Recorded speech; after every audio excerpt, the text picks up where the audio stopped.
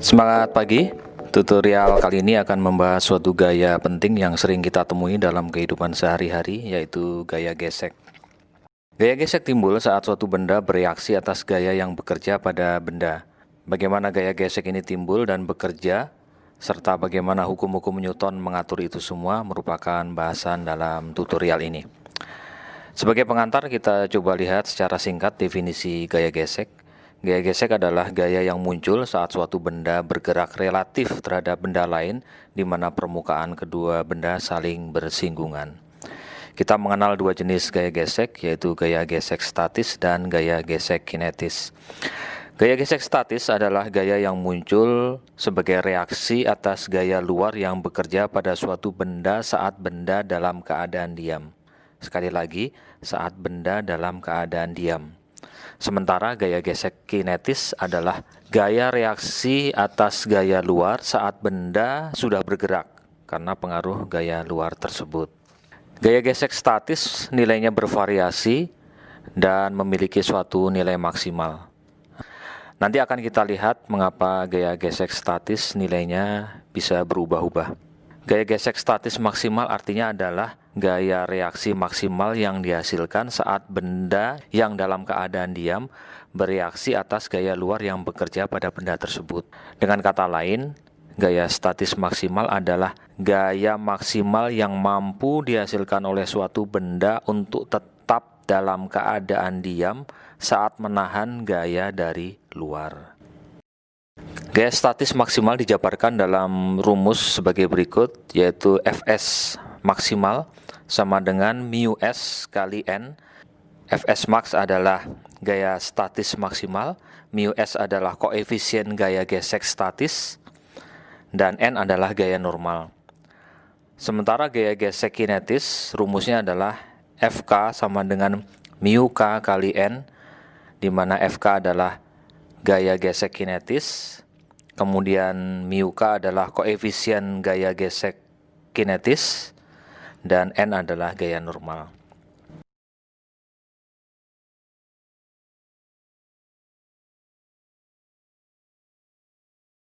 Besarnya koefisien gaya gesek statis atau mu S lebih besar dari koefisien gaya gesek kinetis atau mu K, sehingga tentu saja dalam hal ini Fk selalu lebih kecil dari Fs maksimal, atau gaya gesek kinetis selalu lebih kecil dari gaya gesek statis maksimal. Artinya, gaya gesek yang dihasilkan oleh suatu benda saat bergerak karena pengaruh gaya luar lebih kecil dari gaya gesek maksimal saat benda masih dalam keadaan diam. Untuk melihat bagaimana gaya gesek bekerja dan bagaimana hukum-hukum Newton mengaturnya, kita lihat simulasi berikut ini. Dalam simulasi ini saya punya suatu sistem di mana sistem itu terdiri dari suatu benda, dalam ini adalah suatu kotak yang terhubung dengan suatu beban melalui tali dan suatu katrol. Jadi di sini saya punya benda, punya katrol serta beban yang di mana di sini ada gantungan beban. Nantinya saya akan memberikan beban di sini, di gantungan beban ini, sehingga saat beban ini saya berikan, maka otomatis akan timbul gaya tarik pada tali. Dengan demikian, gaya tarik ini adalah gaya luar yang bekerja pada benda ini.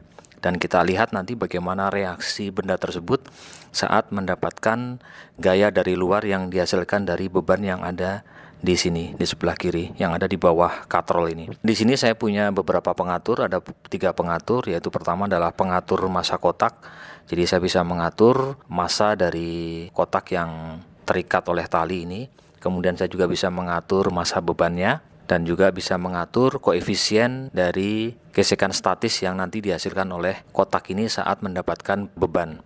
Sebelumnya, untuk menyederhanakan simulasi ini, kita anggap massa dan berat dari tali, katrol, dan juga penggantung dari beban bisa kita abaikan, sehingga nanti kita hanya berkonsentrasi kepada berat dari beban dan berat dari benda itu sendiri.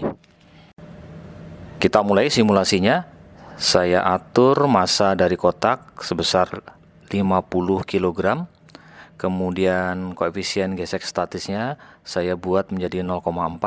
Untuk menyederhanakan simulasi ini, kita buat koefisien gesek kinetisnya sama semua 0,3. Di sini kita lihat bahwa massa benda adalah 50 kg dan kita anggap bahwa percepatan gravitasi adalah 9,8 meter per sekon kuadrat. Dengan demikian berat benda adalah 50 kg kali 9,8 meter per sekon kuadrat atau sama dengan 490 Newton.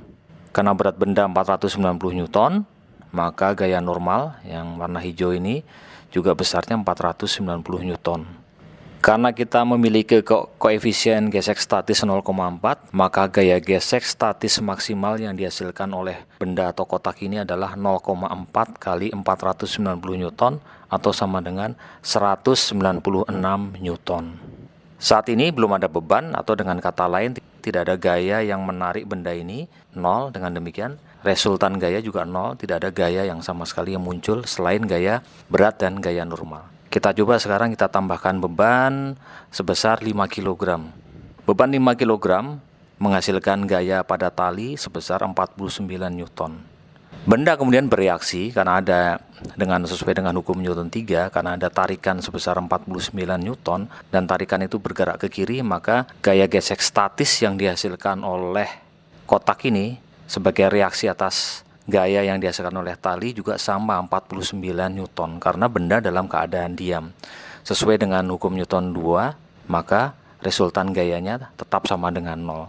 Konsekuensi dari benda dalam keadaan diam adalah resultan gayanya 0 sesuai dengan hukum Newton 2 sekali lagi. Dengan demikian, gaya tarikan tali 49 Newton ini diimbangi dengan gaya yang sama atau gaya statis di sini, gaya gesek statis sebesar 49 Newton. Kita coba tambahkan lagi bebannya. Kita tambahkan menjadi 10 kg. Gaya tali berubah atau gaya beban berubah menjadi 98 Newton dan gaya tali dengan demikian juga 98 Newton dan benda tetap dalam keadaan diam. Kenapa dalam keadaan diam? Karena gaya tali yang dihasilkan masih lebih kecil dari gaya gesek statis maksimalnya, yaitu 196 Newton. Karena dalam keadaan diam, dengan demikian resultan gayanya juga sama dengan 0. Berarti gaya gesek statis yang dihasilkan oleh benda ini saat menghadapi pengaruh gaya luar sebesar 98 Newton juga 98 Newton. Kita tambahkan beban lagi.